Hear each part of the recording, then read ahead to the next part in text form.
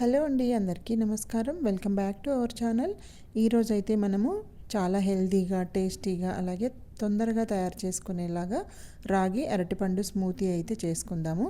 అలాగే రాగి జావ కూడా తయారు చేసుకుందాము. మనకి మార్నింగ్కి బ్రేక్ఫాస్ట్కి ఏమీ రెడీగా పెట్టుకోకపోయినా, టైం ఎక్కువగా లేనప్పుడైనా సరే, పిల్లలకి స్కూల్కి వెళ్ళే ముందు ఈ రాగి అరటిపండు స్మూతీ చేసి ఇచ్చామంటే వాళ్ళకి టమ్మీ ఫుల్గా ఉంటుంది, మధ్యాహ్నం వరకు ఆకలి వేయకుండా. అలాగే మనం పెద్దవాళ్ళం ఎంత తాగినా సరే మనకు కూడా మంచి బ్రేక్ఫాస్ట్ ఆప్షన్గా కూడా ఉంటుంది. ఈ రాగి పిండి అరటిపండులో ఉండే హెల్త్ బెనిఫిట్స్ అన్నీ కూడా మోస్ట్లీ అందరికీ తెలిసే ఉంటాయి కదా. సో ఇంకా మనం లేట్ చేయకుండా రెసిపీ చూసేద్దాము. ఇప్పుడైతే ఒక 2 టీ స్పూన్లు రాగి పిండిని ఒక బౌల్లోకి తీసుకొని కొద్దిగా నీళ్లు పోసి ఉండలు లేకుండా కలుపుకోవాలి. ఈ రాగి పిండిని మనము ముందు రోజు నైటే గనక నానబెట్టి పెట్టుకున్నామంటే దీంట్లో ఉండే పోషకాలు బాడీకి ఇంకా చక్కగా అందుతాయి అన్నమాట. ఇది మా ఫ్రెండ్కి డాక్టర్ చెప్పిన సలహా, సో ఇది మీకు కూడా చెప్తున్నాను నేను. ఇప్పుడు మనం దీన్ని ఉడికించుకోవాలి. దీనికోసం సాస్ ప్యాన్లోకి 1 కప్పు నీళ్లు తీసుకొని స్టవ్ వెలిగించి స్టవ్ మీద పెట్టేసి ఇవి మరుగుతున్నప్పుడు మనం ముందుగా కలిపి పెట్టుకున్న రాగి పిండి కూడా వేసుకొని అంతా బాగా కలుపుకుంటూ లో ఫ్లేమ్లో ఈ రాగి పిండి అనేది పచ్చిదనం పోయేంత వరకు ఉడికించుకోవాలి. ఇలా ఉడకడానికి మనకి 5 నుంచి 6 నిమిషాల వరకు కూడా టైం పడుతుంది. ఇప్పుడు ఇది ఉడికిపోయింది. దీన్ని స్టవ్ ఆఫ్ చేసేసి పక్కన పెట్టుకొని ఈ రాగిపిండి అంతా చల్లారనిద్దాము. ఇక్కడైతే నేను రాగిపిండి చల్లారాక చూపిస్తున్నాను. చూసారు కదా, కొంచెం గట్టిపడింది కూడా. ఇప్పుడు మనం దీంతో రాగి అరటిపండు స్మూతీ చేసుకుందాము. అలాగే జావ కూడా. స్మూతీ అయితే పిల్లలకు చేసి ఇచ్చాను, జావ అయితే మేము తాగామన్నమాట.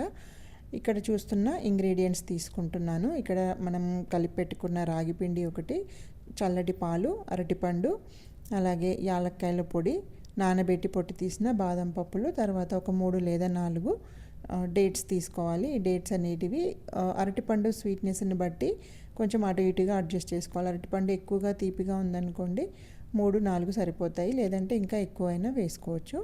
ఇక్కడైతే అరటిపండుని ముక్కలుగా కట్ చేసి బ్లెండర్ జార్లోకి తీసుకుంటున్నాను. మిక్సీలో అయినా సరే వేసుకోవచ్చు.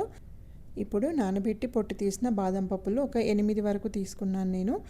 నేను 2 పిల్లల కోసం చేస్తున్నాను, అందుకని చెప్పి 8 తీసుకున్నాను. అలాగే 4 ఖర్జూరాలు, తర్వాత మనం ముందుగా తయారు చేసి పెట్టుకున్నాం కదా ఈ రాగిపిండి మిశ్రమము, ఇది కూడా ఒక బౌల్ నిండా తీసుకున్నాను.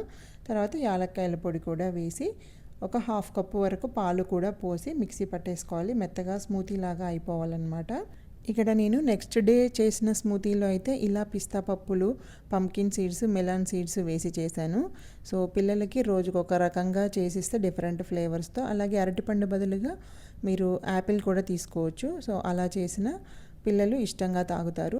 కొంతమంది పిల్లలు రాగి జావ తాగమంటే ఇష్టపడరు కదా, అలాంటి వాళ్ళ కోసం అయితే ఇలా స్వీట్గా స్మూతీ చేసి ఇచ్చామంటే చక్కగా తాగేస్తారు, వాళ్ళకి హెల్తీగా ఉంటుంది. ఇక్కడైతే స్మూతీ రెడీ అయిపోయింది. ఇప్పుడు దీన్ని ఒక గ్లాస్లోకి పోసుకొని పైనుంచి పిస్తా పప్పులు, బాదం పప్పులు ఏవైనా సరే నట్స్ ఉంటే స్ప్రింకిల్ చేసుకున్నామంటే అట్రాక్టివ్గా ఉంటుంది. ఇప్పుడైతే రాగి జావ కలుపుకుందాము. దీనికోసము ఒక 2 టీ స్పూన్ల వరకు పెరుగు తీసుకుంటున్నాను. అలాగే ఒక బౌల్ నిండా మనం తయారు చేసి పెట్టుకున్న రాగిపిండి మిశ్రమం కూడా తీసుకుంటున్నాను.